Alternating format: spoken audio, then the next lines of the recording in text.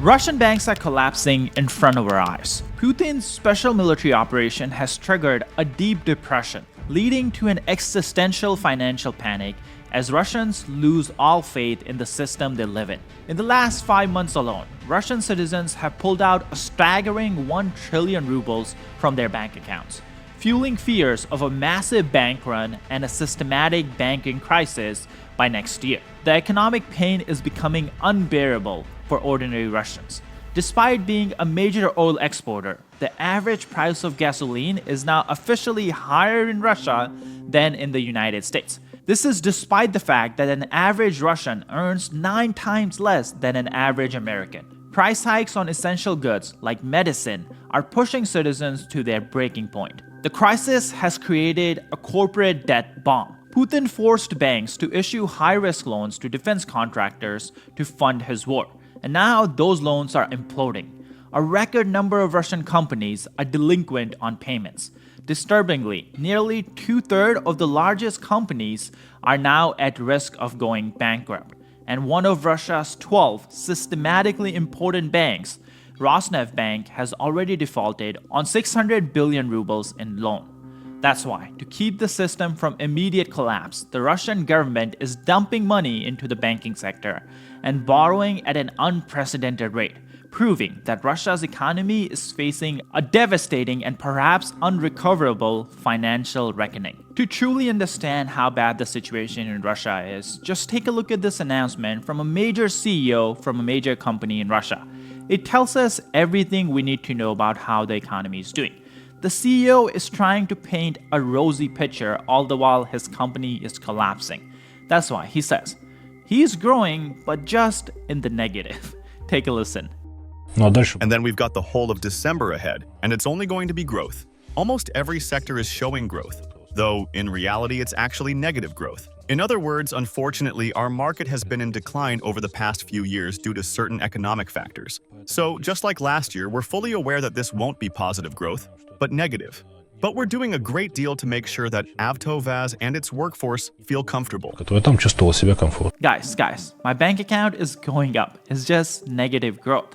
But look at the bright side. At least it's growing. And pay attention to how scared the CEO is to actually name the real reason why his company is struggling.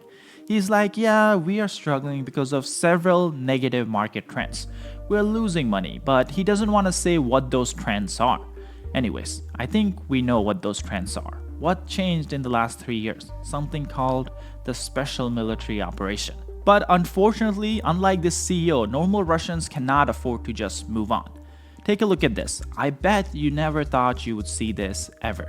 Another dark turn for the Russian economy as Russians figure out that the average price of gasoline is now officially higher than in the US. In all honesty, this should not be as shocking as Russians are making it out to be.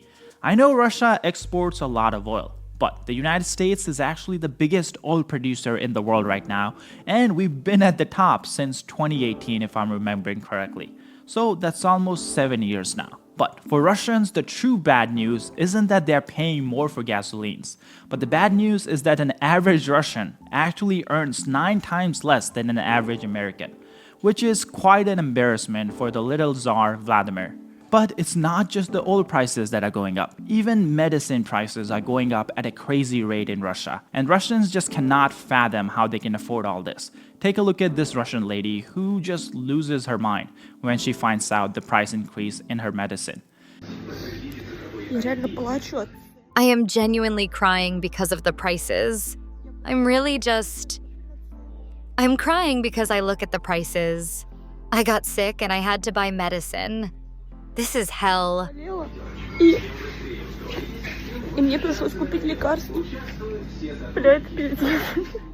These 3 boxes can cost up to 2,000 rubles. I'm just shocked. That Lipton costs 200 rubles. How is this even possible? Chips are 170. It's funny and sad at the same time. Fuck ozone, I got sick because of it.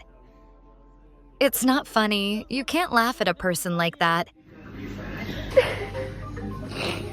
Это не смешно, так нельзя смеяться над человеком. Well, this just goes to show that Russians are starting to truly feel the real economic pain from this war. And because of all this, Russian companies are struggling, which means even Russian banks are at risk of collapsing. And that's kind of scary because in the modern world, if the banking system collapses, the society will collapse. Now, to understand this banking crisis, we have to look back at the start of the invasion because that's when Putin forced a lot of Russian banks to give out loans that they really should not have been giving out. Putin wanted his defense companies to expand very quickly so they can increase their production to carry out his 3-day special military operation. And that's why he kinda just forced the banks to give whatever loan that the companies wanted. Well, now that the economy is slowing down, those loans are coming back to bite Putin. Russia's biggest employer is the state-owned company Russian Railways. Well, now it's being forced to negotiate with Russian banks to basically extend its lifeline, extend the loans that it cannot afford to pay because the company is losing money. Now, this is definitely bad news, but in all honesty, the Russian Railways is not going out of business. It's a state-owned company and it employs the most amount of Russians any company employs in Russia. That means Putin will make sure he dies before the company goes out of business. But the problem is that this kind of situation is not limited to just Russian railways. Other companies are struggling too. This is just a sign of a much bigger problem. Take a look at this report. A record number of Russian companies are now behind on their loan payments. This includes big companies and small companies. The latest data we have is from October, so roughly 2 months ago, where we know around 700,000 companies have had loans, but 25% of them are actually delinquent, so they're not paying their payments that they are supposed to pay, the monthly payments.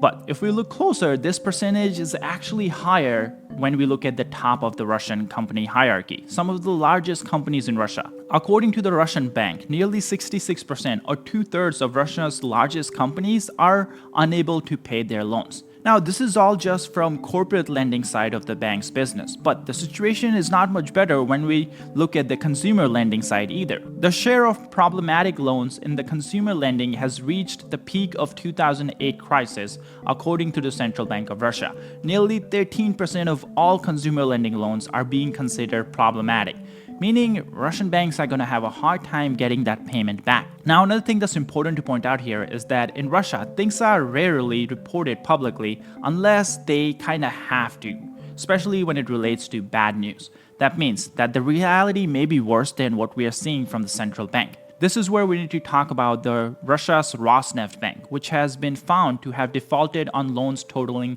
600 billion rubles. Now, this is important because this is one of the first banks that the Russian central bank itself considers systematically important. This is like a list that the Russian central bank published a few years ago, and they basically said, hey, these 12 banks, we need to make sure these banks survive no matter what happens to the economy, because if one of these banks goes down, we will have the whole system collapsing. And that's why the fact that this bank is reporting publicly that they're losing so much money because of bad debt definitely tells us a lot about how fragile the situation is in Russia. Now, the reason they are doing this now is because they're closely linked to this another bank, which is the 6th largest bank in Russia, and it's called the Credit Bank of Moscow. And that was the bank that was basically gave out the $600 million in loans, and now it looks like they're not going to get that loan back because all the monthly payments have stopped. Now, the 600 billion rubles, not dollars, is roughly around 12% of their total assets, which is definitely a big deal because in the past, we have seen banks collapse at a lot lower percentage. For example, in the United States in 2008, we had a bank collapse just because 3% of their assets went bad. But luckily, the Russian government is stepping in and is dumping a lot of money into the banking system to keep it afloat. So far this year, they have dumped around 600 billion rubles, which is 6 times more than what they did last year. And it's surprisingly close to the money that the other bank needed, which they were claiming that was wasted in bad debt. But nonetheless, the problem for the Russian government is the fact that the money has to come from somewhere. They're spending a lot of money on the defense sector, on their army in Ukraine, and then they're spending money to basically keep all these big companies afloat. And because of that, the Russian borrowing has gone through the roof. Take a look at this chart. You can see all the borrowing Russia has done in the last 3 years since the invasion started. And take a look at the 2025 line. It's going up at a rate that has never happened before in Russia, and that's definitely a big deal. This line is exactly what we mean when we say that the Russian economy is facing some serious problems. The borrowing rate has been unprecedented even compared to just last few years of the invasion. But there's only so much a country can borrow and only so much a country can print. Because if anyone could just print or borrow their way to wealth, then every dictator in the world would have the richest economy. But that's just not the reality, and Putin is about to find out. So we'll definitely keep you guys updated as to what happens to the Russian banking sector. If you haven't subscribed, please be sure to subscribe down below. We're trying to get to 2 million subscribers before the end of the year. One of the problems with making videos like these, where we show a lot of drone strikes, even if no human or Russian soldiers are getting hurt in the video, YouTube usually demonetizes or restricts our videos. In fact, in the last week, we had 4 of our videos get demonetized. According to YouTube, showing drone strikes or even footage from the front lines is not advertiser friendly, and that's why the videos are restricted. But this is the reality of modern warfare, and this is the war Ukrainians are fighting and trying to survive. So we believe it's important to cover this all, and that's why we launched our own platform, Basics Insider. We built it from scratch, so we don't have any restrictions. We don't have to blur our drone strike, we don't have to blur frontline footage, and we don't have to blur Russian air bases getting destroyed.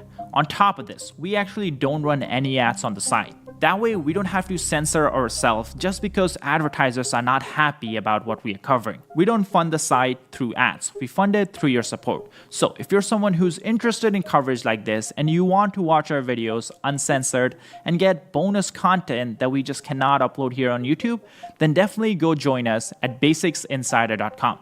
You can also click the link in the description or scan the QR code on your screen. By joining, you can watch all the content that we have already uploaded and all the videos we will upload in the future.